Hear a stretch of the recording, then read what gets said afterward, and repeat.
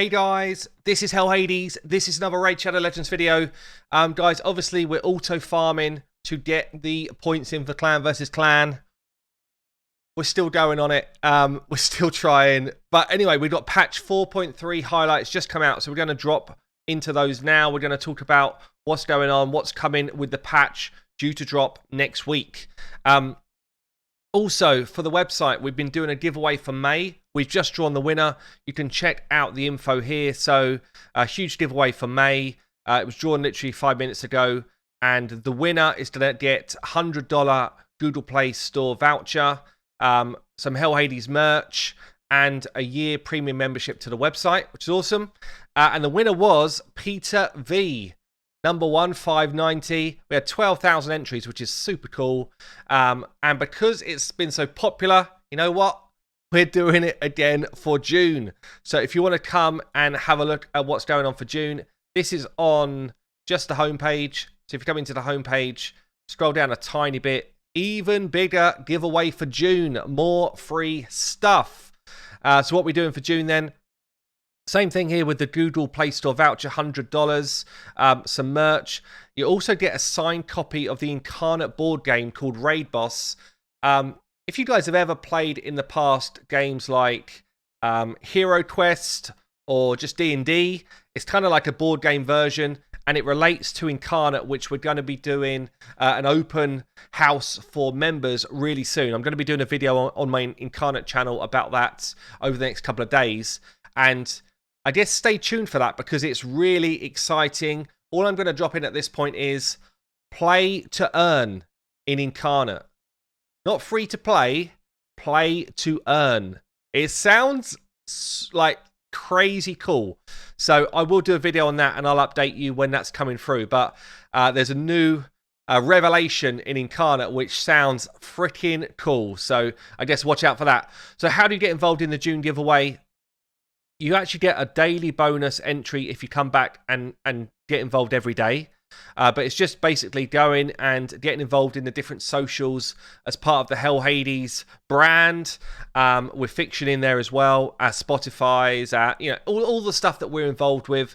Is basically becoming a member and getting involved in the wider stuff that we do. So choose to do it or not. If you choose to do it, you've got a chance to win some stuff. So there we go. Let's get into patch 4.3. What's going on? Greetings, Raiders. New updates due to arrive shortly, and as always, we've prepared a quick recap of the things you can expect. First of all, saved teams will now let you adjust the behavior of your champions in auto battles. Super cool feature. I did talk about this the other day. This is big. Save teams is big, and do it. And basically, as well, you're able to choose skills that your champions are going to prioritize or avoid altogether. That is massive as well. Playtime rewards will receive an update, and I'll go into that in a second. So you'll enjoy more rewards as your level increases for playing the game. Free stuff as you play the game. Finally, we've got a pack of shiny new champions for you to enjoy, including one handsome devil of a dwarf for the June fusion. For those that are kind of saying, I'm a bit fatigued from fusions, it feels like they're constant. Just get it into your head, guys. They're once a month. We've had once a month for probably the last 12 months. So it might feel like they're coming at you. It's because they last like a good couple of weeks. And because they're coming once a month, you basically got 2 weeks of doing the fusion, 2 weeks off. 2 weeks doing it, 2 weeks off. Yeah. Now, I feel like why you might feel fatigued is because they're kind of doing 2 weeks on, clan versus clan, no time off. Yeah, that's what I feel like. So it's almost like this barrage of do this. So all I would say to you is if you're feeling fatigued for a fusion, miss one out. I missed out Pixnial, and I'm not upset about that. So pick your one you're going to miss out on. If you feel like you're probably not going to be able to do it, then just save up for the next one. We know there's going to be another one for July, yeah? It's going to happen. It's happened for the last 12 months, so it's likely to happen again. Okay, let's talk about save teams then. Save teams are one of the features we promised in What's Next in Raid video. They did. It will allow you to pre-make teams for PvE and PvP. Better still, will let you skill prioritize for each champion. That part is super cool. I'm really looking forward to it. The basics are simply enough. You can access the feature by tapping the team setup button in the champion selection screen before a battle. From there, you'll be able to ride where you fill specific slots with whichever champions you like. So pretty much, there's going to be 10 PvE, 10 PvP pre-selected slots, and you'll be like, right, team 1, that's my dragon team. Team 2, that's going to be my, I don't know, Doom Tower team for waves. Team 3, that's going to be my Sorath team, etc. Yeah, so I feel like 10 PvE maybe is a little bit light. We probably could do with at least 15, but we'll see how it goes. 10 for PvP is cool as well. So especially for those that try and actually battle at reset and you're trying to pick the right team fast, that's really cool. Also for those who just play around with teams, I do this a lot. And then I'm like, oh, what was my team? Or for those that put in your kind of defense as one champion at a time, when you're trying to sink lower in that boring 3v3, and then when you want to get back to your actual defenses, you're like, what was my teams? So this is going to be cool for that. Skill instructions then. Aside from the sheer convenience of having pre-made teams ready at a tap, you can also adjust skill priorities for each champion. Honestly, I can't even like stress enough how huge this is for the game. It's absolutely massive. So something that will make life much easier for farming. So yeah, something I didn't even cover the other day in my video. I've done like 20 champions that I think are going to really benefit from this video, which I'll ping at the end. There's also champions like, I don't know, Baron, who could be an awesome campaign farmer if he just used his A1, but he doesn't. Well, for this, you could actually set him to just use his A1 and be your campaign farmer. And there's a bunch of other AoE A1ers that could do the same. Senacia could do it. Skullcrown could do it. She's good anyway. But there's a bunch of others as well. Even someone like Zephyr Sniper, if you just want an A1 in, she could be a really cool campaign farmer. So default will keep the skill as it usually is. Opener, so the champion will always use this skill on their first turn in auto battle. After that, it will go back to, it will be used according to set priority. So that's actually kind of cool. So if you've got someone like Chancellor Yasmin who wants to use a dumb ability first, you can actually tell her, no, use your A1 first, love, and then come back and use your main abilities after that. So we'll see how that one plays out. But that's interesting for some champions for sure. Don't use someone like Duke. Turn your A3 off Duke. We don't want to provoke that one champion rather than doing your drop defense and drop attack and all your cool stuff. So this, again, super relevant. It feels like they thought about it. And then first, second, and third choices. Obviously, you're saying which priority you want people to use abilities. So this skill instructions part is huge for the game. It's huge for the game. I know other games have had it in since launch, all that type of stuff. Yes, they have, but at least Raid are making changes, so that's good. And then we got playtime rewards. So again, I did a video on this a while ago, just kind of saying, you know, the rewards have stayed the same since the beginning of time. The game's evolved since then. Silver's way more scarce. You know, you need more stuff. And it looks like actually, kind of looks like they've listened a bit, I think. So currently now, after 5 minutes, you get 7.5k silver. They're going to change that for when you get to level 30 up, you're going to get 12k. When you're level 50 up, 20k. It's still not loads, by the way, but it's significantly better. We're talking nearly 3 times the amount of silver. Still not loads. I know you're going to be like, is that all? It is all, but at least they're changing it up, okay? This is free, just for being logged into the game. 40 minutes in, when you get to level 30, you go up from that weak source lesser arcane pot to a greater one.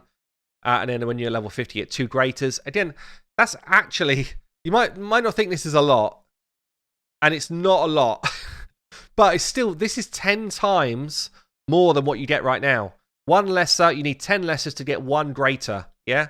And this is 20 times what you get right now. So it might not sound like a lot, but it's a significant improvement, even if it's still not a lot. And then for the 90-minute one, at the moment you get 20k silver. When you get to level 30, that'll go up to 30k. And level 50, you're going to get 55k. So again, like, what, 2.5 times. At least they're adapting stuff like this because it is important. So let's go into the new champions then. This month we've got the new legendary dwarf. So I talked about this in a video yesterday. Looks pretty cool. This is the fusion. Got some pretty cool kit mechanics actually. Turn meter control if he's taking hits. turn meter depletion on his A3.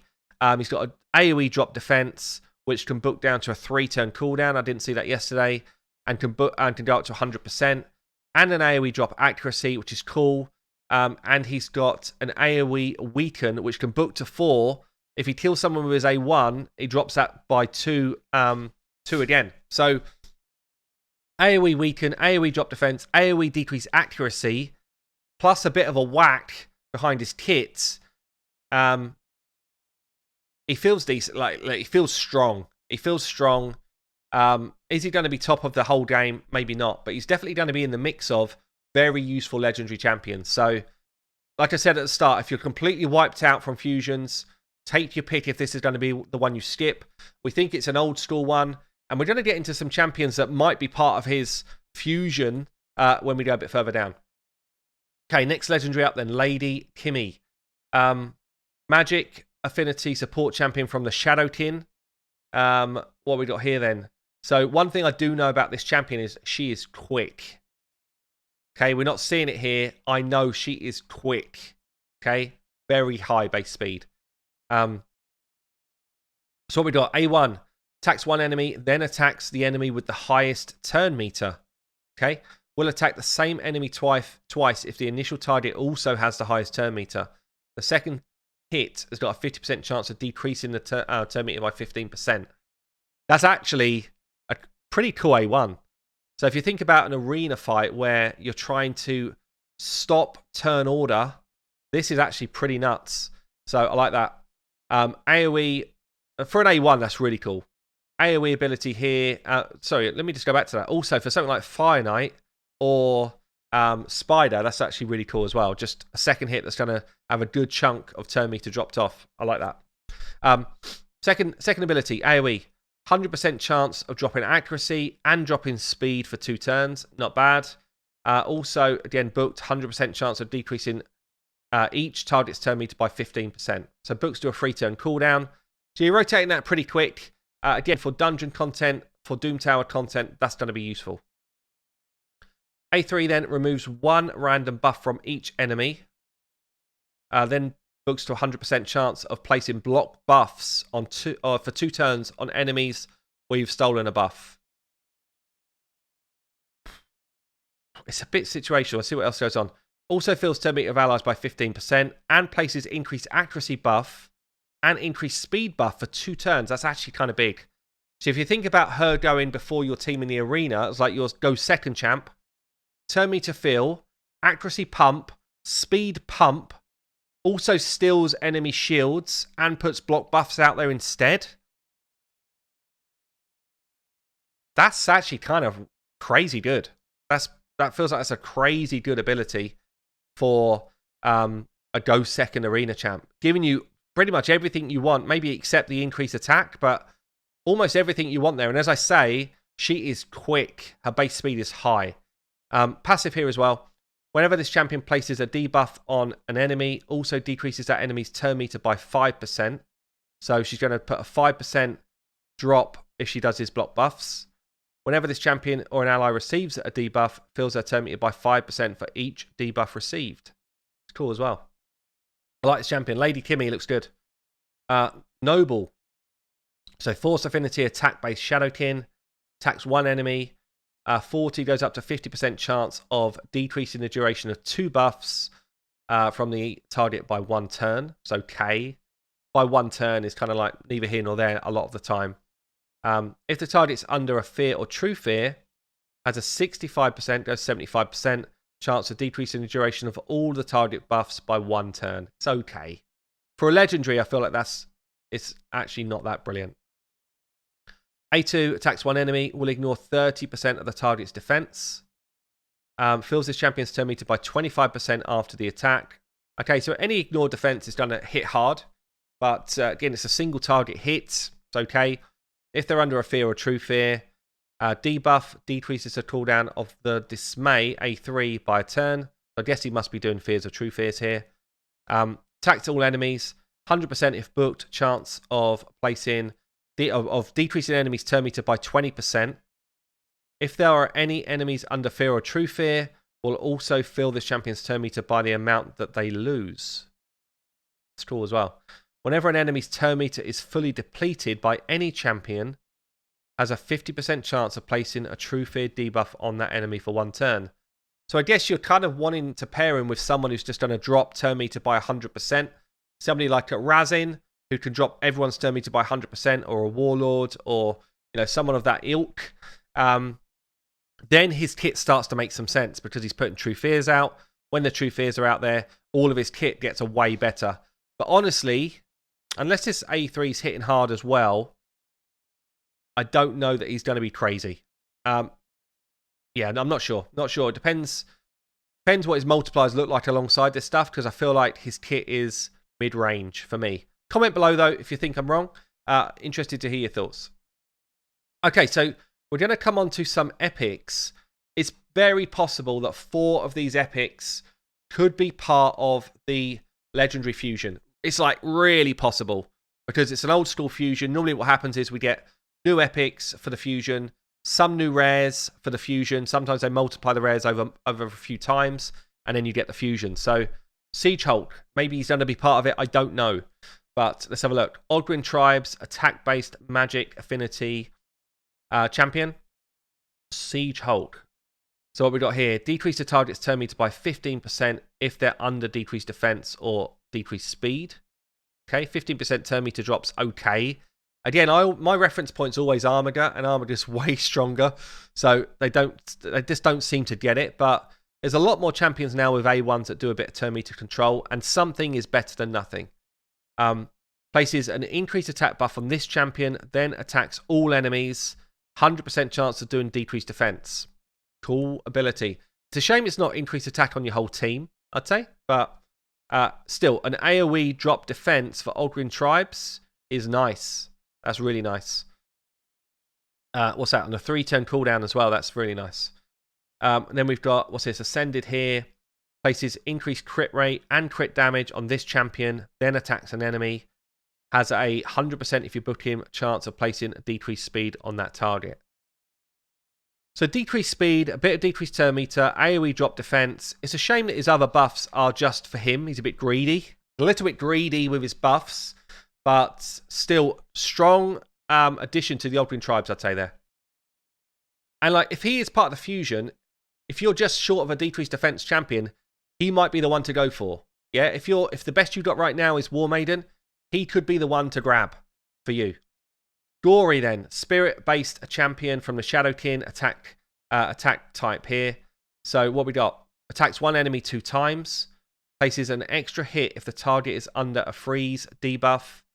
Heals his champion by 10% of the damage that he does. Places an extra hit if they're under a freeze. So a bit like Dodo right now. Okay.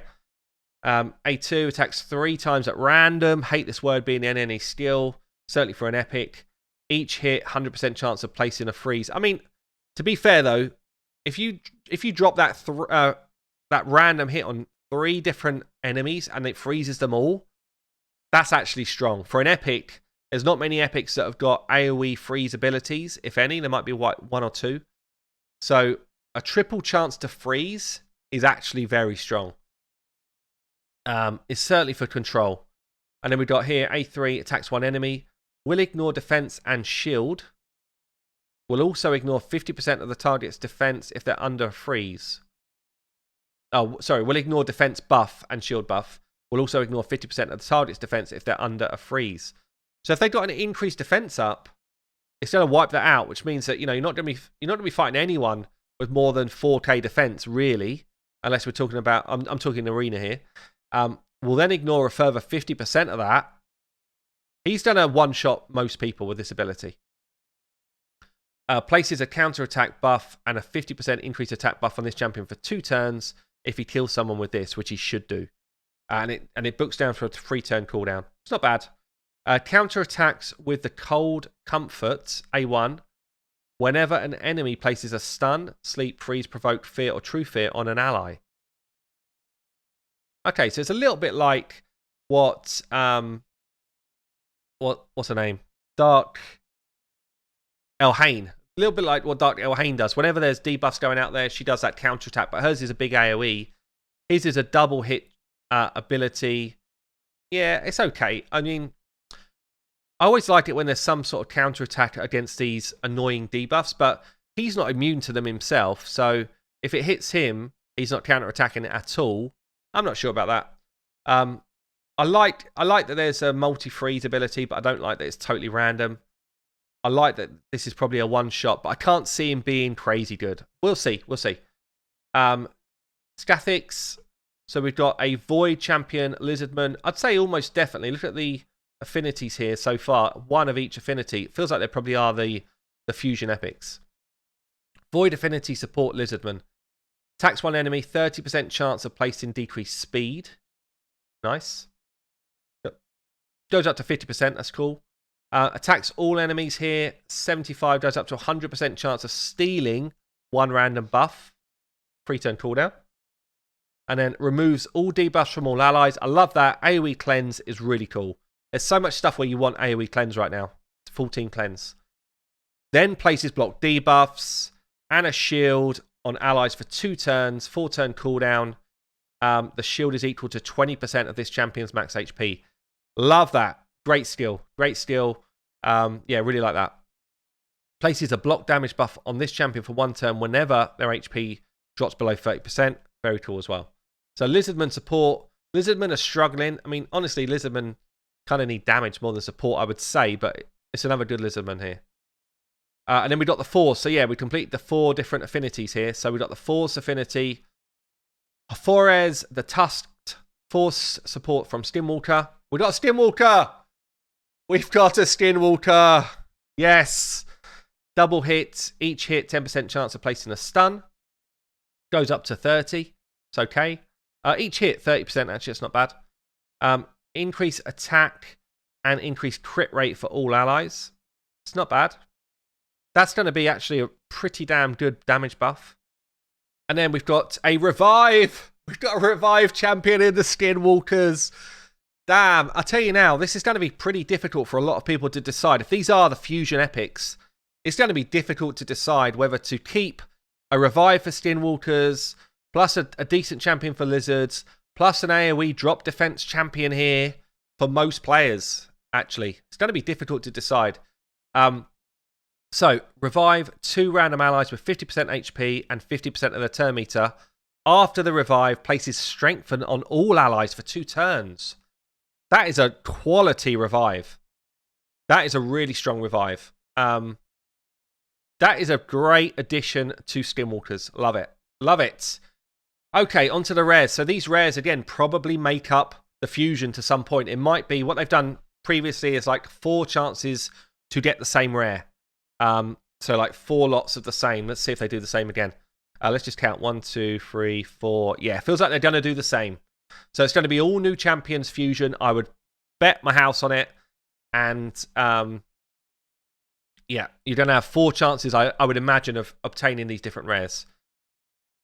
So it also means you've got an easier chance to get these epics, by the way, if that's what they do. So, attacks one enemy, heals his champion by 30% of the damage that he does. Lots of damage in the books here.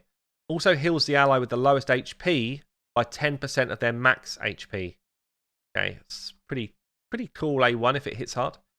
A2 places a shield buff on this champion for 2 turns, equal to 20% of his HP, and an ally protect on all champions except himself. It's okay, he's a support-based champion. I guess he's going to be HP-based. Ogryn tribes here. Passive decreases the damage all allies receive by 5%. This champion takes that damage instead. It's pretty scary. I guess he's like, look, he's basically in there for Faction Wars as an addition. Is he gonna rock your world for Faction Wars? Not really. I don't think. It's okay. It's fine, but it's not strong. Rare attacks one enemy. So we've got here Spirit from Demon Spawn. Attacks one enemy. Can place it a weak source weaken. Honestly, I don't even see those weak source abilities most of the time. I don't think it's worth it. Triple hit on his A2 or her A2, I think. Might be her. Sprite. Each hit 50% chance of placing heal reduction. That's not bad for something like Fire Knights or Agref. And then Ascended ability here increases the duration of all ally buffs by a turn and gives them all crit rate. It's okay. There's nothing special about this. Unless you've got some crazy piece of kit inbuilt that we don't know about, like crazy multipliers, I can't see her doing a lot for you. Odashi, Force Affinity, Shadow Kin, Defense Based. That's always nice to see. Another Defense Based rare. Attacks one enemy, 20% chance of placing Provoke. Goes up to 35. Attacks all enemies. Places a shield buff on this champion for 2 turns equal to 20% of their max HP. 3-turn cooldown if you book it. And then Ascended here. Books down to 3 turns. Places block debuffs on all allies for 1 turn. Also places a weak source increased defense for 2 turns. If this was block debuffs for 2 turns, then potentially he'd get some game time. For 1 turn, it's so hard to speed tune it so that you actually rotate back through that. So again, I can't see him with this kit getting a ton of use. I guess Provoked on his A1's nice for something like Magma Dragon. A bit of shieldage is going to be useful, but I can't see it being used a lot. And then we got here a Shadowkin, attack-based magic champion here. Attack one enemy, 50% chance, goes up to 75 of placing Big Boy Poison. That's actually cool. It's a shame it's not for 2 turns, because if it was 2 turns, I'd say we might have ourselves a bit of a clan boss trier. We've got A2, attacks one enemy, goes up to 75% chance of increasing the duration of all debuffs on the enemy by 1 turn. 3-turn cooldown. Actually good for clan boss as well. And then 100% chance of placing a weak source weaken. Speed in all battles. If this was just 2 turns on the poison, I tell you now, he would be awesome for a lot of people for clan boss. As it is, he's going to place his poison.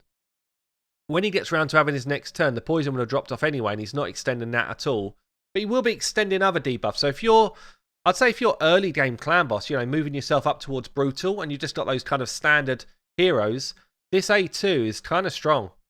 Okay, so that's it for the champions then, guys. So it does look like these are definitely going to be the fusion champions. So it's a bit of a take your pick. The epics look strong. The new dwarf does look cool, I'd say that. And Lady Kimmy, I think it looks awesome as well. Not too sure about Noble myself. Again, comment below which ones do you like the look of and why. So lastly then, quality of life improvement. Champion Index will display champion names under their avatar. That's actually cool. It's small, but it's cool. That's something I've been asking for a while, so I like that.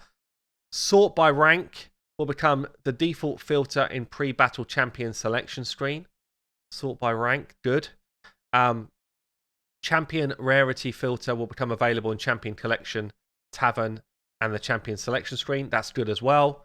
An option to keep auto battle on by default will be added to arena and clan boss battles. I'm guessing this must mean 3v3 as well. If this does, then that's big news. And very cool, actually. Players at level 50 and higher will get a button that allows them to access the last played campaign location with a single tap. That should make accessing XP farming locations faster. It's small but good. Good quality of life thing.